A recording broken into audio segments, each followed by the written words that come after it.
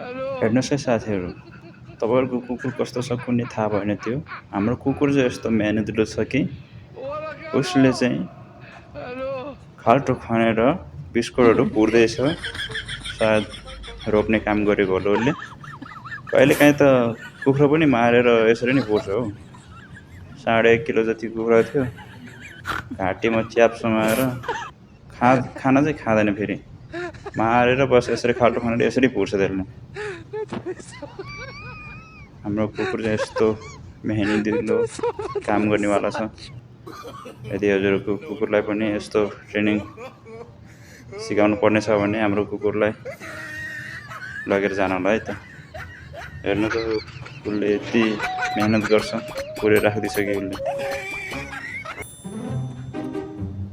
सानो सानो कुखुरा अनि यसले 2.5 किलो के अरे 1.5 किलो 2 किलोसम्म कुखुरा चाहिँ यसले मजाले मारेर पुर्न पनि सकिन्छ, पुर्छ।